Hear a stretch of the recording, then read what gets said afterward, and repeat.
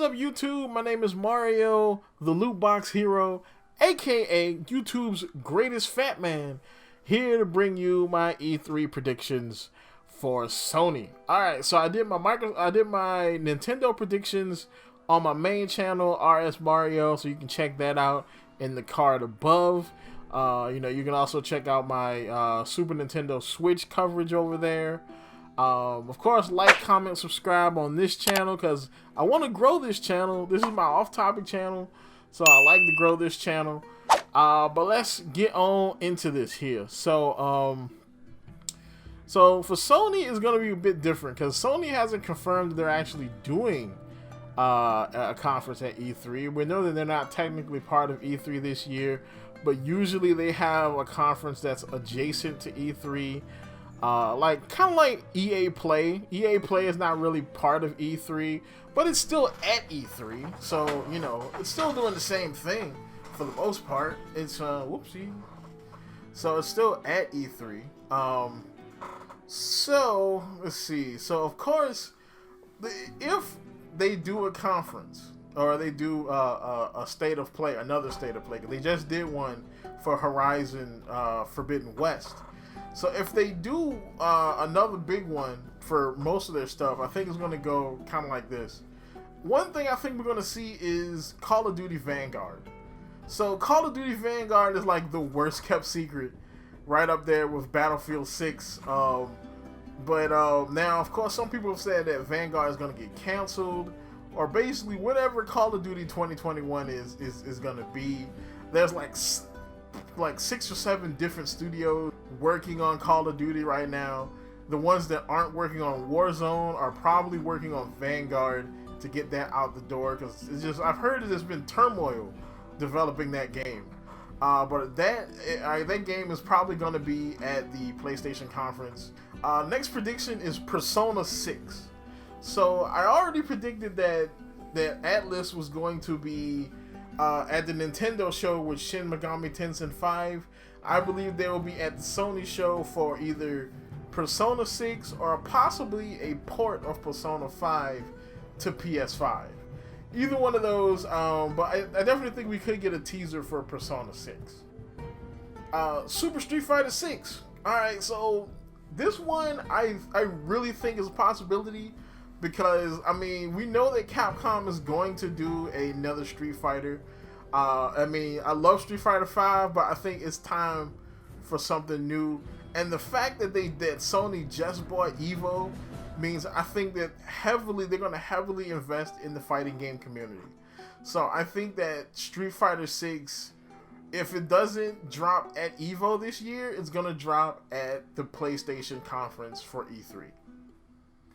Of course, another thing I think is definitely going to drop is Dragon Ball FighterZ Z, either a port to PS5 or a brand new Dragon Ball FighterZ game.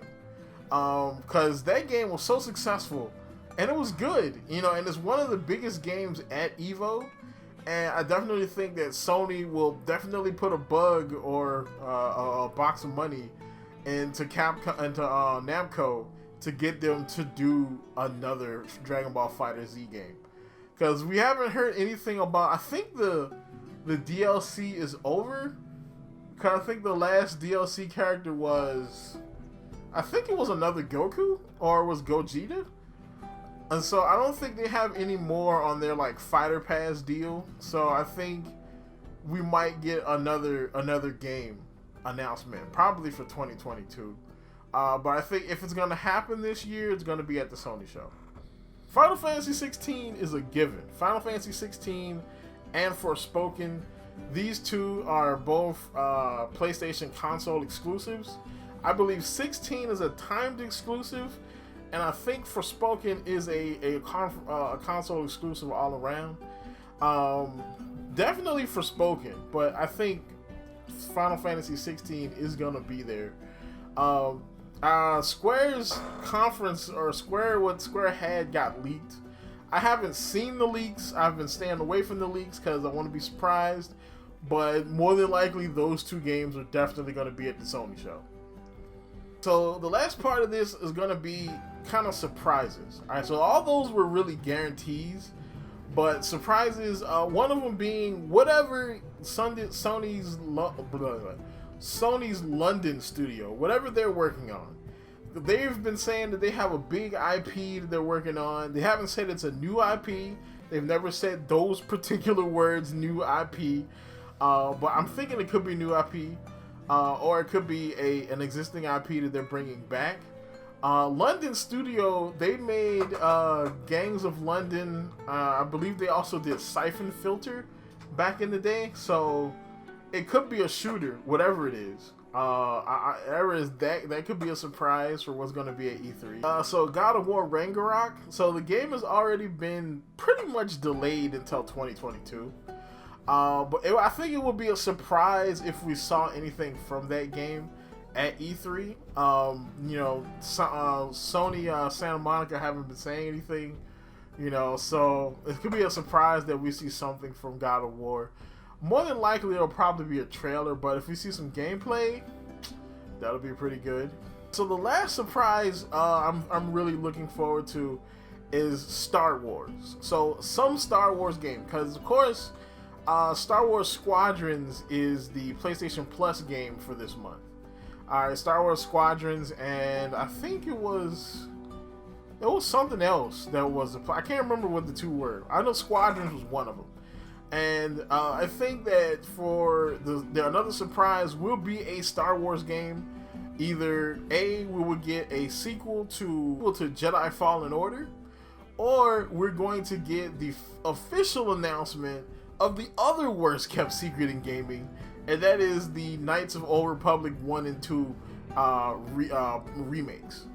So, of course, I think Jason Schreier said months ago that they were working on that. And people have been saying this for probably a couple of years now, that they have been working on a port or a remake of the two Old Republic games, and any of those could be big surprises at the Sony show, because EA has been working pretty closely with Sony, so I wouldn't be surprised if they don't drop one of those at that show.